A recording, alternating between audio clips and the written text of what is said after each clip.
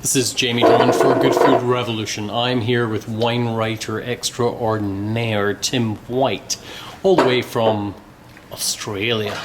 And we are sitting in Alba, in Piemonte. How are you today, sir? I'm in extremely good nick. Extremely good nick. Well, I've got a beer and a glass of lovely old red. how are things in your world? You're one of the most appreciated wine writers in the world. What is exciting you these days? I think one of the things that actually is exciting me about wine now, and this is not to get into self-promotion, in the last year and a half, or promoting a business I should say, in the last year and a half I've become involved in a restaurant in Adelaide, which is now my sort of hometown. I moved from Melbourne. The restaurant's called Press Food and Wine. I'll throw that plug in. But anybody can find out what it is.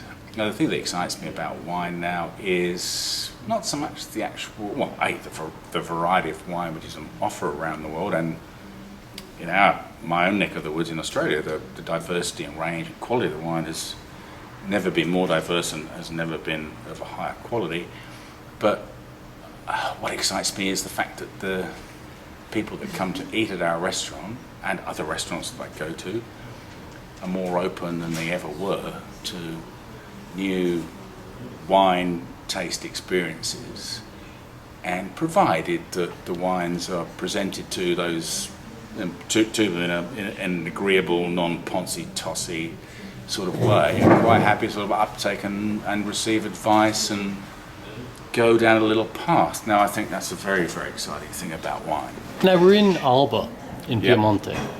We've been tasting a whole load of Barolo, Barbaresco and Ruero. Mm-hmm. What are your thoughts about what's going on here right now?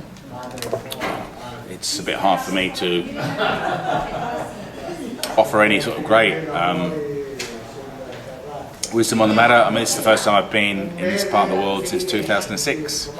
Obviously, I get to taste Nebbiolo's in my top 3 black grape varieties. And this wine, which is Wendouree, Clare Valley, and Vietis Roque, this is a Wendouree 93.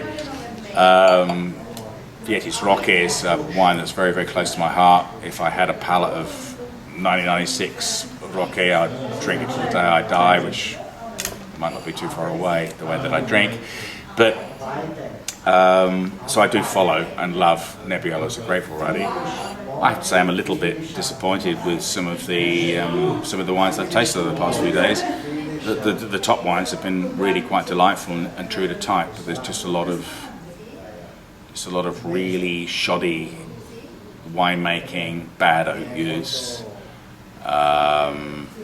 clumsy, ill-considered oak use for fruit that can't really handle that type of impact, and a lot of weird oxidized, caramelized styles of wine. As I said, the top wines in my palate book anyway have been those which have got fragrant, ripe, sort of forest fruit characters on the nose, with sort of gentle perfume, not going into the tar and rose cliche, but some of those sort of like almost sort of terpene-y, sort of like rose sort of characters, almost gardenia type of characters, but as an undercurrent, not dominating, but a lovely perfume character. And for me it's lovely ripe forest fruits with the pips all smashed up as well in it, sort of like give it a bit of greenness. And then on the palate they sort of present with some succulence and mouth-watering characters.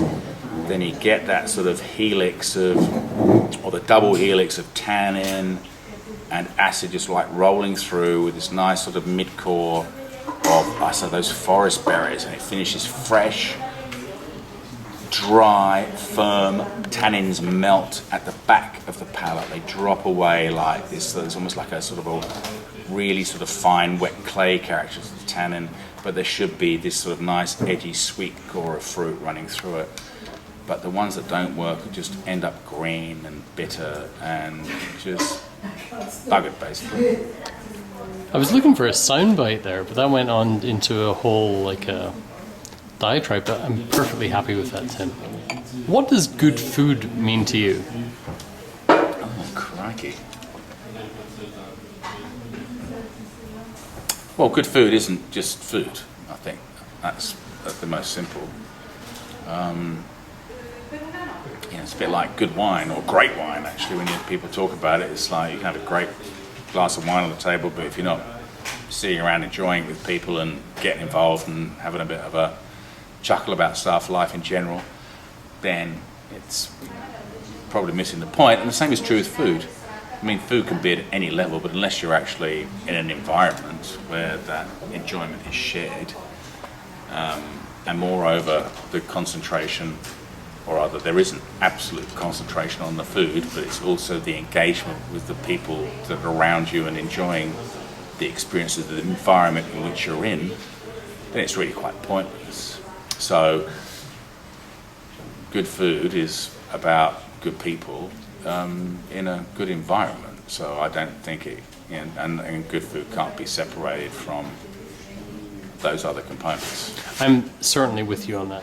Tim, it's wonderful to see you again, this time in Alba, in Piemonte. And thank you very much for joining us at Good Food Revolution today. A pleasure.